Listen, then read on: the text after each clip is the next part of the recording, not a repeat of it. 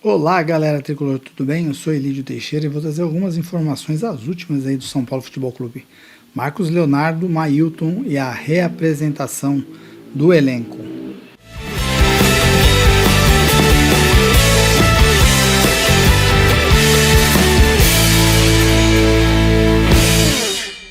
Pois é, depois da nossa vinhetinha aí, né, vamos trazer as informações aí do Marcos Leonardo. Parece que entre o jogador, o staff e o São Paulo já tá tudo acertado, né?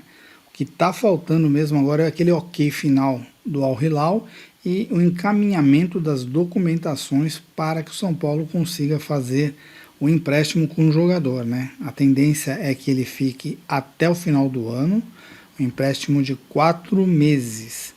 O Marcos Leonardo foi destaque lá na equipe do Al Hilal, principalmente no torneio ali, né, no campeonato mundial de clubes, onde o jogador acabou fazendo 4 gols em 5 jogos.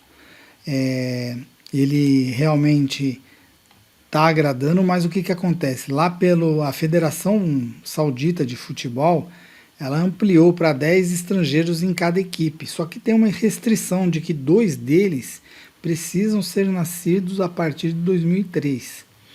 Dos atuais 9 jogadores estrangeiros que compõem o grupo do Al Hilal, todos são maiores de 21. Então, por isso, o Marcos Leonardo, até também o Renan Lodge, acabaram ficando sem espaço, né? Então, o clube saudita ele precisa buscar alguma alternativa para que esses jogadores fiquem em atividade nesse período, né? Só para você ter uma ideia, o Santos, o Palmeiras e o Flamengo inclusive, que ofereceu uma proposta de compra para o jogador aí com 25 milhões de euros, tentaram contratar junto ao Rinal o jogador, né? Mas ele preferiu realmente ficar no São Paulo Futebol Clube. Até pintaram aí algumas informações aí, né? Começou a aparecer umas fotos dele jogando no time, torcendo, né, pro time de São Paulo, visitando ali o estádio do Morumbi e tal, essas coisas, né, que os torcedores tricolores acabam fazendo. Eu coloquei a foto aqui do Marcos Leonardo pra gente falar um pouquinho mais dele, né? Ele disputou 49 jogos, né? Fez 29 gols e 3 assistências pelo time do Al Hilal. No time do o Al Hilal tinha contratado ele junto ao Benfica, né? No Benfica ele não foi tão bem assim. Ele disputou 24 partidas lá entre 2023 e 24 e lá ele marcou apenas 8 gols. No Santos, né, clube que o revelou, ele fez 168 jogos entre 2020 e 2023. Lá ele fez 49 gols e deu 9 assistências, né? Em toda a sua carreira profissional, ele fez 235 partidas, 91 gols e 12 assistências. A única coisa que ficou pendente aí, que precisa fazer uma análise mesmo, é com relação ao pagamento do salário dele, né? Não se sabe se o time do Al Hilal vai fazer aí o pagamento, né, os custos de todo o salário, ou se o São Paulo vai pagar parte do salário. Aí vamos ver se a gente consegue descobrir que a gente sabe que transparência no São Paulo Futebol Clube não é uma coisa assim tão evidente, né? Então vamos ver aí se os dirigentes do Tricolor é, dizem como que vai ser essa negociação. É claro que agora a minha opinião, né, sobre a vinda do Marcos Leonardo, ele vai agregar bastante. Claro, não é um Careca, não é um Leônidas da Silva, talvez para os mais recentes não seja nem um Luiz Fabiano, nem um França, né, o pessoal que viu os últimos craques tricolores aí e tal, mas eu acredito que o Marcos Leonardo ele é melhor do que qualquer um dos atacantes que a gente tem hoje no elenco, inclusive do Caleri. Então eu acho que ele é melhor que o Caleri. Hoje ele ainda é melhor que o Jean Francisco, ele é melhor que o André Silva, ele é melhor que o Dineno, ele é melhor que o Tapia. Então é um jogador que, ao meu ver, vai trazer aí bastante qualidade para o São Paulo. E se der tudo certo, se o jogador realmente fechar, vamos aguardar.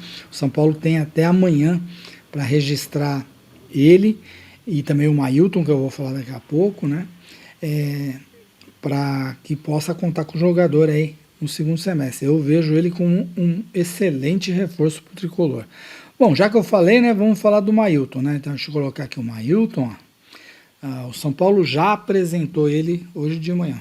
Finalmente o imbróglio lá com o Metalist acabou sendo resolvido e ele foi apresentado aqui, como vocês podem ver, oficialmente aqui pelo São Paulo Futebol Clube, aqui pelo SP Play, vocês conseguem conferir aí tudo, a chegada realmente do Mailton, né? Ele é um lateral direito, de 27 anos de idade, foi destaque da Chapecoense e chega ao São Paulo com um contrato até dia 31 de dezembro de 27. O Mailton, né, realiza aí, segundo ele mesmo, um sonho de jogar num dos maiores times do futebol brasileiro e do mundo também, né? Ele estava acertado com o São Paulo até desde a semana passada, na realidade, né? O jogador precisava rescindir seu contrato lá com o Metalist, aí para obter aí tal. Aí teve a pendência, que o fato que o Mailton estava emprestado pelo Metalist à Chapecoense e para ser vendido ao São Paulo, ele precisava ser registrado novamente pelo time ucraniano que estava impedido de inscrever jogadores por causa de 3 transfer bans. Um deles até inclusive é com o São Paulo. Aliás, esse transfer ban eles tomaram ainda na história do Paulinho Boia, que não acertaram com o Tricolor. Então, a negociação, o São Paulo acabou aí tirando esse transfer ban do Metalist e ele acabou vindo para o Tricolor. Eu acredito que seja, agora a minha opinião, né? Um grande reforço. Acho que é mais um jogador ali para lateral direita. O São Paulo já tem hoje o Cédric Soares, que começou a jogar bem pelo Tricolor. O Cédric tem feito boas partidas ultimamente pelo São Paulo Futebol Clube. Tá dando um equilíbrio ali na ala direita. A gente tem o Mike, que ainda é uma incógnita, porque o Mike ainda tem esse negócio de subir das categorias de base. A gente sempre fala, né? O jogador na categoria de base é uma coisa, quando ele joga para o time profissional é uma outra coisa. Então a gente tem que aguardar um pouco mais ainda aí para o Mike. E pelo que a gente analisou aí do Mailton, ele fez realmente um campeonato muito bom pela Chapecoense e vem aí com toda a possibilidade de disputar vaga da lateral direita. Ele é mais jovem do que o Cédric fez aniversário ontem, se eu não me engano, já 34 anos, e o nosso querido Mailton tem 27. O São Paulo, depois da derrota para o Cruzeiro, aliás, uma derrota, ao meu ver, até injusta, o São Paulo era um jogo que poderia ser vitória do São Paulo, poderia ser empate, como poderia ser derrota. O Rafael fez ótimas defesas, mas o Cássio também fez boas defesas, mas o jogo em si, o desempenho do São Paulo durante a partida toda foi muito bom. O São Paulo teve a maior parte da posse de bola, teve boas chances. O São Paulo tem jogado bem com o Crespo, mesmo contando ali, né, tendo 10 desfalques no jogo contra o vice-líder do Campeonato Brasileiro. A gente não pode esquecer disso, né? O Cruzeiro hoje é o vice-líder do Campeonato Brasileiro e estava jogando em casa ali com mais de 30 mil torcedores lá no Mineirão empurrando, né? Então o São Paulo agora, depois dessa derrota, né, a comissão técnica do São Paulo decidiu que a reapresentação do elenco vai acontecer na quarta-feira, agora, dia 3 de setembro, no período da tarde. Aliás, durante a entrevista coletiva, o Crespo deixou bem claro que um dos fatores ali que o São Paulo precisa resolver, né, é dar um descanso aí para os jogadores, recuperar outros que estão voltando. O Lucas fez a cirurgia no sábado, não foi detectado nada de sério, só realmente aquele probleminha da fibrose. Já foi feita ali a retirada dessa fibrose e segundo o DM de São Paulo, a gente nunca sabe, porque lá também, né, é um mundo de Nárnia, né, a recuperação dele segue o cronograma normal. Então a gente aguarda que contra a LDU o Lucas já esteja pronto para jogar, né? O próximo confronto do São Paulo pelo Campeonato Brasileiro, aliás, é o próximo confronto do São Paulo mesmo, né? Será contra o Botafogo em jogo válido pela 23ª rodada do Campeonato Brasileiro, né? De certo para esse jogo apenas o retorno do Enzo Dias, que cumpriu suspensão no jogo lá no Mineirão. Só que em compensação perdemos o Bobadilha e o Luciano, que tomaram o 3º cartão amarelo e não vão enfrentar os cariocas. Aliás, uma arbitragem bem catastrófica, mais uma arbitragem no mínimo esquisita, porque ele era para ter expulsado o jogador ali, o Vidalba, camisa número 25, fez uma falta por cima no Luciano. Aliás, ele provocou o Luciano o jogo todo.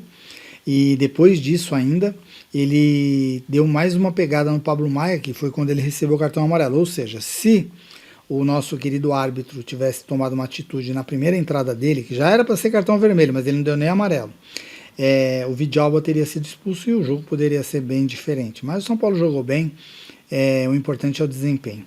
Bom, essas são as minhas notícias e as minhas opiniões nesta segunda-feira, dia 1º de setembro. Espero que você tenha gostado. Continue aqui na Rádio Fute Mais, porque aqui a gente fala mais de São Paulo, porque aqui a gente também é a voz da torcida, a voz da arquibancada. Obrigado e até a próxima, galera.